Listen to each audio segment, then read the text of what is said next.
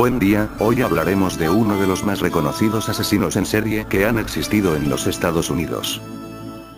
Ted Bundy. Ted Bundy fue un asesino en serie. Los analistas estiman que el número de sus víctimas podría rondar las 100 mujeres, muy lejos de los números oficiales de alrededor de 36. Hijo biológico de un veterano de la Fuerza Aérea, a quien nunca conoció, y de Louise Cowell, vivió sus primeros 4 años en casa de sus abuelos maternos. Tiempo en el que creyó que sus abuelos eran sus padres y que su madre era su hermana mayor. En 1950, Ted y su madre se mudaron a Tacoma, Washington, con otros familiares. Ahí, Louise conoció a Johnny Culpeper Bundy, un cocinero del ejército con el que se casó en mayo de 1951 y del que Ted posteriormente adoptó el apellido. El matrimonio tuvo 4 hijos, pero Ted nunca creó un lazo afectivo con el marido de su madre. Fue un estudiante aplicado y con buenas notas en la Universidad de Washington y en la Universidad de Puget Sound, Tacoma. Trabajó en varios lugares sin durar mucho tiempo en ellos. Durante la primavera de 1967, se enamoró de Stephanie Brooks, una hermosa e inteligente joven de familia acomodada.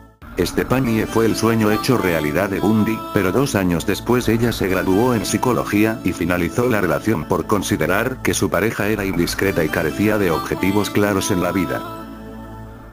Bundy nunca superó la ruptura y se obsesionó con Stephanie, manteniendo contacto a través de cartas para, así, intentar reconquistarla. Abandonó los estudios durante un tiempo y después regresó a la Universidad de Washington para matricularse en Derecho. Fue considerado un estudiante brillante y estimado entre sus profesores. Paralelamente inició una relación de 5 años con Meg Anders, quien era divorciada y tenía una hija pequeña. Sin embargo, Meg desconocía que su novio había estado saliendo con una chica de California con la que seguía escribiéndose cartas.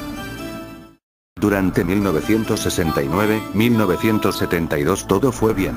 Envió solicitudes de admisión a escuelas de derecho y estuvo involucrado en actividades comunitarias. Incluso obtuvo una condecoración de la policía de Seattle por salvar a un niño de 3 años de morir ahogado. También se relacionó con figuras importantes del Partido Republicano de los Estados Unidos. Todo cambió en 1973 cuando se reencontró con Stephanie, con quien sostuvo una relación que duró entre el verano e invierno de ese mismo año. Al final Bundy la abandonó sin que ella volviera a saber nunca más de él. Antes de comenzar a asesinar, perpetró una serie de hurtos en casas ajenas y comercios mientras estaba ebrio. El 4 de enero de 1974, entró en el cuarto de la universitaria Honey Lenz, de 18 años, la golpeó con una palanca metálica y la violó con una pata de la cama. Al día siguiente, la chica fue hallada malherida y sobrevivió con daño cerebral permanente. Bundy contaba con 27 años. 27 días después atacó a la estudiante en psicología de la Universidad de Washington Linda Nealy, de 21 años. Bundy entró en su dormitorio, la dejó inconsciente con un golpe y la sacó de la escuela. Nadie notó la ausencia de la joven hasta el día siguiente. La policía no estableció ninguna conexión entre las 2 agresiones y tampoco se hicieron mayores pruebas ni estudios de la escena del crimen. Los restos de Linda fueron descubiertos un año después en una montaña cercana. Durante la primavera y verano de 1974 desaparecieron varias universitarias. Se calcula que fueron 8 víctimas a las que atacó de noche, hasta que comenzó a hacerlo de día.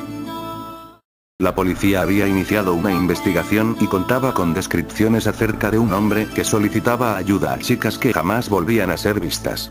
El individuo tenía la particularidad de ir cargado con libros y llevar un brazo enyesado o en cabestrillo. También hubo testigos que observaron a un hombre que solía tener problemas para arrancar su Volkswagen, el cual había sido visto rondando el sitio donde desaparecieron 2 de las jóvenes asesinadas. El 9 de febrero de 1974, Carol Valenzuela, de 20 años, desapareció de Vancouver, Canadá. Su cadáver no fue descubierto hasta el mes de octubre junto a otro cuerpo sin identificar.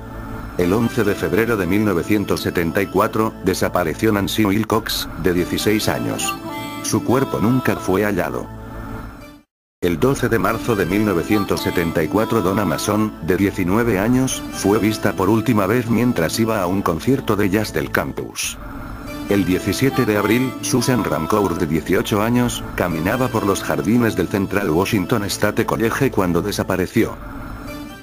Un mes más tarde desapareció Roberta Parks, de 20 años, quien había quedado con unas amigas para tomar café, nunca llegó. Parks se encontró con un hombre aparentemente lesionado que le pidió ayuda para subir unas cosas a su auto. Jamás fue vista de nuevo. El 1 de junio de 1974, Brenda Ball, de 22 años, salió de la taberna Flame en Burien, Washington, después de comentar a sus amigos que iba a buscar a alguien que la llevara a Sun City, California. La última vez que la vieron estaba hablando con un hombre con el brazo en un cabestrillo. 19 días más tarde se descubrió que Brenda nunca llegó a su destino. El 11 de junio de 1974 Georgia Hawkins, de 18 años, perteneciente a la fraternidad Kappa Alpha Theta de Seattle, desapareció después de despedirse de su novio e ir a buscar unos libros para un examen de castellano. Su compañera de habitación y la encargada del dormitorio reportaron su desaparición a la mañana siguiente. El 14 de julio, la universitaria Janice Ott dejó una nota a su compañera de habitación avisándole que se iba en bicicleta al parque Lake Sammamish. Allí se le vio conversar con un hombre que tenía el brazo enyesado y le pedía ayuda para cargar libros en su auto. Días después volvió al mismo parque y secuestró a Denise Naslund, la cual pasaba el día con su novio y amigos. Los restos de Janice y Denise fueron encontrados en agosto de 1974 en el mismo lago Sammamish. Bundy despistaba a la policía porque sabía cómo alterar su aspecto físico. Se cambiaba el peinado, se dejaba crecer barba y bigote o se los afeitaba.